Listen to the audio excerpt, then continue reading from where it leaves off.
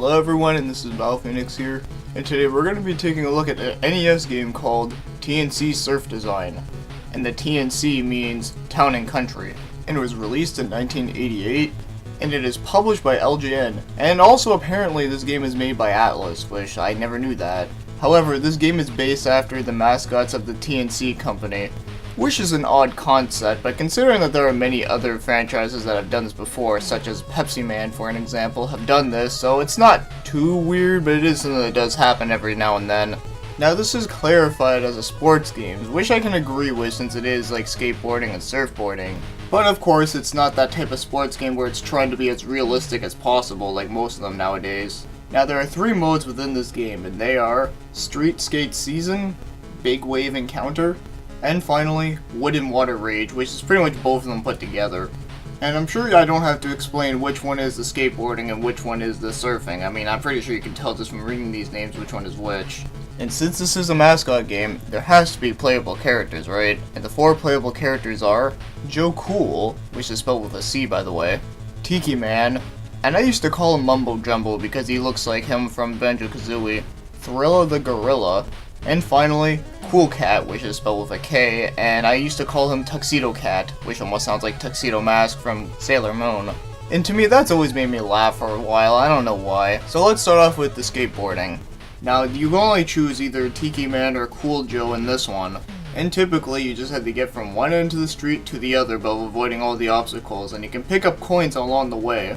Also, there's a time limit too, which is a real bitch, but however, I find this mode to be extremely addicting, and very challenging, but very fun though. So it's simple, but it works. Now as for surfing, you get to use Thrilla the Gorilla and the Tuxedo Cat, and this one on the other hand, is very frustrating. Now you do have to get to all the way at the other side though, but before you do that, you have to rack up a certain amount of points I believe.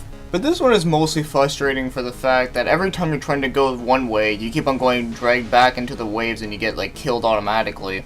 Yeah, this one's really hard to master at the controls with this one though, but however, it still has its amusement factors, mainly for a Tuxedo Cat, but fuck, it's hard.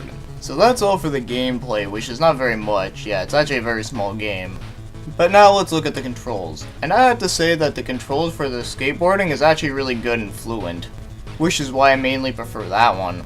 But as for the controls for surfing, yeah, it's really hard.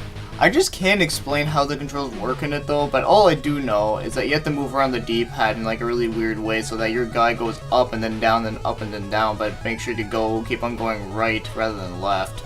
So the controls for surfing are not that great, but however, the controls for skateboarding work really well. Now as for the graphics in this game, I think they look really nice and colorful.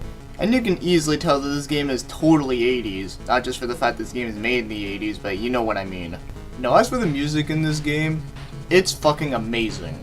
In fact, to me, that's probably the best part of the game is that music theme. And personally, I think it's one of the most badass NES songs I find. Although there may only be one song in the entire game, whereas the rest of the sounds are just like, you know, the wind theme, the lose theme, and the title screen that's supposed to sound like an ocean. But at least they can make one good, fantastic sounding song, so that's good to hear. Now before I continue on, there is one fun fact I want you guys to know about the music in this game. Now if you know the band Thrace, they happen to do a cover of the song in this game. And personally, I think it sounds pretty fucking cool. However, I'm not a huge fan of Thrace, but there are some songs from them I don't mind listening to here and there. And that song is probably my favorite song, which happens to be called TNC. Yeah, I know, how original, right? And sadly, I can't really play a clip for you because, you know, the whole YouTube thing, so yeah, I'll have to, like, just look it up on your own time. Now, if you want to buy this game, it usually costs around, like, $10 or $8, so it's really cheap. But I got my copy for $8, which is a great price, I find.